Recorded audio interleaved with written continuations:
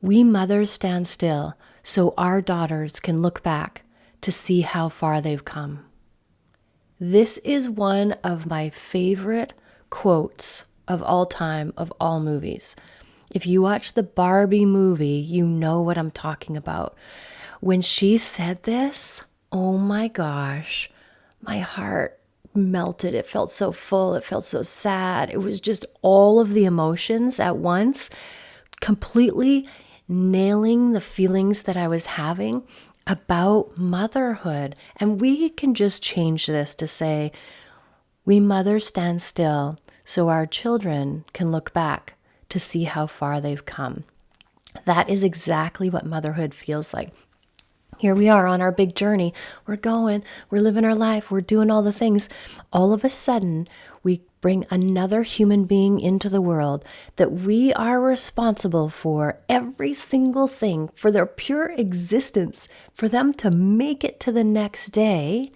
So everything as we know it stops in our life, and all of our attention and all of our love and all of our energy gets totally piled onto these new human beings from a place of love and awe and inspiration and affection and all of the things.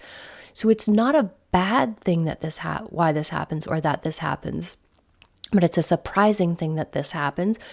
Never in my wildest dreams did I realize that my life would stand still and I would hold space so that these children that I created could go out and look back and always see me and know how far they've gone, but also that I'm there for them. I have their back no matter what.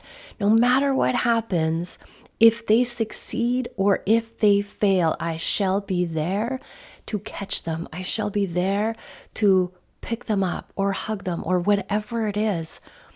And it makes it a lot easier, doesn't it, to go out in the world and be brave and discover who you are when you know you've got this behind you. 100% biggest cheerleader, biggest fan, always on your side, always got your back. That line really just broke my heart wide open when I heard it during that movie. I'm like, that is fresh. That is the best line ever. We do everything for our kids, and this is how we start to forget about ourselves. Now, remember, all this that I'm saying doesn't come from a place of resentment. It comes from a place of observation. Looking back and learning, we always lose ourselves in our children. And this is how, when we come out the other side in midlife, that we are asking ourselves, who am I? What's going on? Where did I go? We lose ourselves somewhere along the way. It is very, very common. I've never met a mom that hasn't lost herself. But this is the experience of bringing another life into the world that you're responsible for. And guess what? I wouldn't change a thing. I chose to be there for every practice, for every scraped knee, for every broken heart, teaching my boys how to drive a stick shift. All the tears, all the smiles, all the hard times, all the fun times, all the hugs, all those moments. I would not change a thing.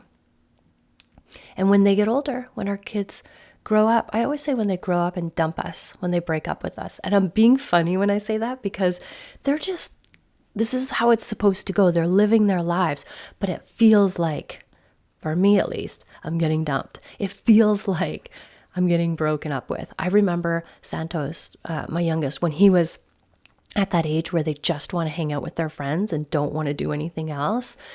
And he's so sweet and thoughtful and kind. He just sat me down one day and gave me the talk. And he goes, Mom, I love you so much, but I want to spend more time hanging out with my friends. He was so sweet about breaking up with me that I thought, oh, there's going to be some lucky girl out there that gets this guy, because he was so thoughtful of my feelings and my emotions. Then he broke up with me, but it was so sweet. I'm not a little boy anymore, and I want to hang out with my friends anymore. Oh, I will never forget that moment.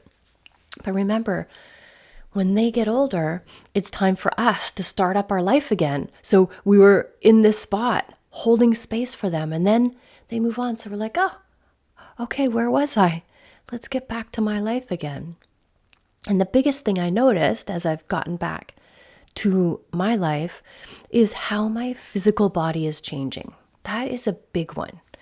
You find all of these old people things happening or aging things happening to your body. Like the most recent one, if you listened to my last podcast, was about a bunion. Like, who knew that this was even a thing? But all of a sudden it's there. Now, what's interesting about a bunion is that it happens over time. It doesn't just happen from something you did in one day. It's every single day, over and over, something happening. And if you want to know how to fix it or what that is, go listen to my last podcast, number 77. Yeah, number 77. And I'll tell you all about it. But the point is that over time, our body physically changes because our body is an adaptogen. It's designed to adapt to the situation.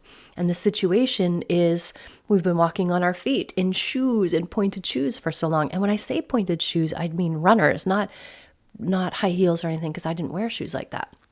But also our physical body changes because we have these old injuries that come up. So who knew that when I tore my ACL when I was 19 playing soccer, and I loved soccer, and then couldn't stop playing soccer and went back and tore it again a couple years later in college and had another full ACL repair. Who knew that when I was 55 that it would come back to haunt me? Meaning, slows me down.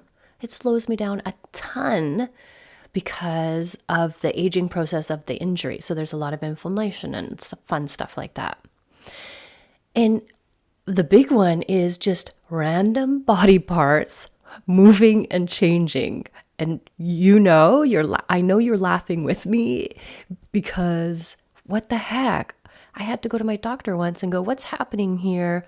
Is this supposed to happen? And she's like, yes, Heather, this happens when you get older, as you age and you hit midlife, and gravity does its work, and our skin becomes more elasticy, and so our body physically changes just due to age, just strictly age, even if you haven't had those old injuries or have the new bunions coming up or whatever.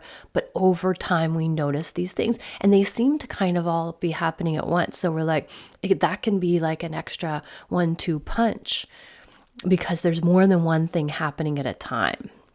So it could be overwhelming. As a personal trainer, in my past life, I was a personal trainer for maybe 16, 17 years. I trained hundreds, maybe thousands of people. And the majority of those were women, and women of all types, all backgrounds, all shapes, all sizes, all ages, everything. And what I found was there's different relationships that people have with their bodies. Some people are just in their head, like they're the thinker people, but they're not connected to their physical body. And then there's some people that are just connected to their physical body, but they're not connected in the head part, so there's a huge disconnect. And then some people have a combination of both. They're connected to both, and they can make that connection of the thoughts and then the feelings in their body. For me, I've always been, and you have to train those people differently. That's the whole point of me saying this, is that everybody's different. And so for me, I've always been a physical body, like always in my physical body, always listening to what my body's telling me, always taking that as feedback and then giving it what it needs. So I'm really connected to my physical body and listening to those cues. And so as I age, I'm listening to those cues. What's my physical body telling me? And I've always been an athletic person. That's what keeps me connected into my physical body. So I identify, a big part of my identity is my physicality, how I move my body, how much activity I can do. That's really how I see myself in the world. And as we get older, as I get older, these things kind of slow me down. So that's the interesting part, right? I'm noticing, oh, my foot hurts, so it stops me from doing certain things. So as I listen to my body's cues, I get curious about this. And whenever a new situation arises in my life, I train for it. That's just how my body works. If something comes up, I figure out what it is. I solve for it. I train for it. And then when it works, when I figure something out, when I crack a code, I add it to my training. I tell other people, I teach other people. That's how I live my life, and that's how I coach my clients. But when a new situation comes up, I train for it. So I did a half Ironman when I was 40. I trained for it. When I was pregnant and having babies, I trained for that. I saw that as the same process in my brain as training for a half Ironman. I know what I want to do. I want to have a baby. So then I physically trained for it. I went and I took classes at Barefit and Pregnant with Susie, and I loved it. I didn't know anything about what I could do with my body when it was pregnant, but I was a very physically active person, so I wanted to make sure that I took the best care of my body. And this was a place where she knew, and she opened up my eyes to what was possible for how hard I could work out. Like, I don't have to just go sit down and rest. No, you can break a sweat. You can do all the things that you did before. It was amazing. It was life-changing for me. So I trained my physical body for the process of giving birth, because I knew that that was going to be a big journey I went on. And was it ever? Like, my first child took 2 days. He took forever. He took his own sweet time. And even the second one took forever. But it was a lot to do. It was a lot of energy. It was exhausting. And so I trained for those because that's how I see the world.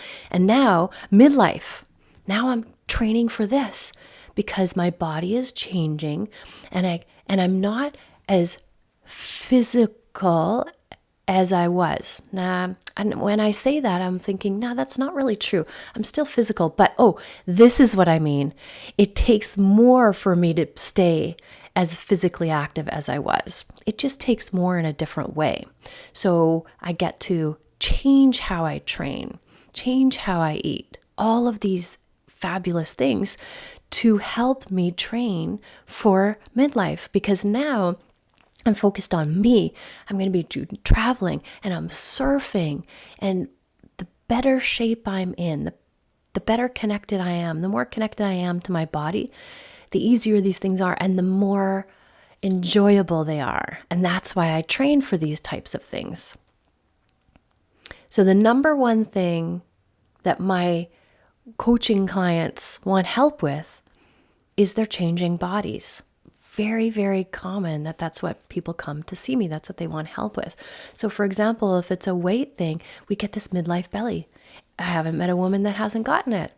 And we work on our nutrition. I cracked the code on that. It's so easy when you know what to do to help adapt your body. Remember, our bodies are adaptogens.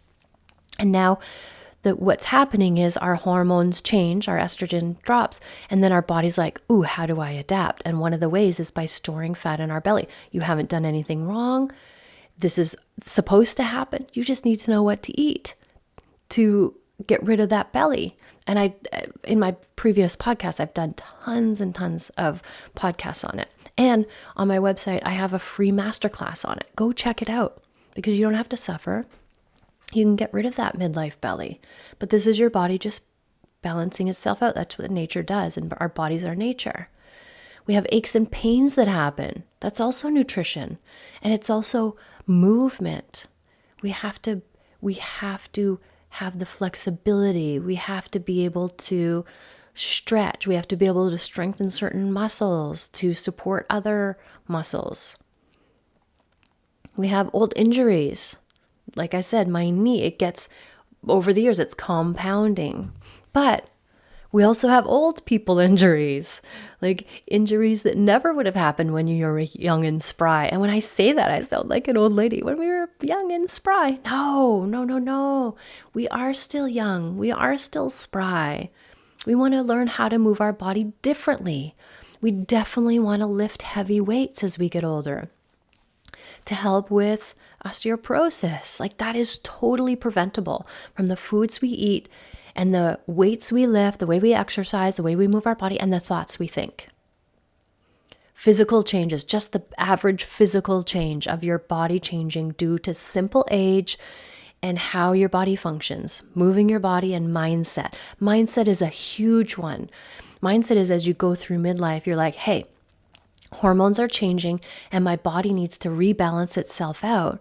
And so one of the biggest things I need to focus on, and I get to focus on, is creating a safe space in my brain for this to happen, to know it's a process and I'm going to come out the other end. That's one of the biggest things you could do, is create this really sacred, loving space for yourself for it to happen. So contrary to popular belief, there are things that you can do to age more gracefully and to stay strong and active. Midlife doesn't look like the Golden Girls anymore. You know what? It looks like Beyonce and Jennifer Lopez. Like, these women are fierce and they're just getting started. The things that they're achieving and the way that they move their bodies and the way they show up in the world is so inspiring and empowering. And that's possible for you too. You can be like Jennifer Lopez when you're 55. This is our time to fulfill all of those exciting dreams that you've been having and cultivating in your imagination for the past 18 years while you've been raising fabulous humans, while you've been staying in one place, holding space, so when your baby looks back, you're like, I'm here still, I got you, you go be fabulous. Now it's our time to take action and make all that happen. Now it's our time to make our own dreams come true. Now it's our time to say to us, I got you. I got your back. I'm here for you. You go. I will always be holding this space for you. You can do anything. How powerful is that? How amazing is that? I'm inspired to go now and do my next best thing. Like, girl. And I have all these ideas and inspirations, and there's no thought in my brain that I can't do them or that my body won't allow me. It just doesn't exist in my world. Because I've been working on my mindset. And I'm taking you all with me. I have so many big, exciting things coming down the line that I want to share with you. So if you're afraid and you don't know where to start, just keep hanging out in my world, because I am going to show you. I am going to lead you. I'm going to take you, literally take you on these adventures. So stay tuned. But remember, life is short. And you never know how long you get. Just last week, I lost a friend of mine. He was 54 years old, super healthy.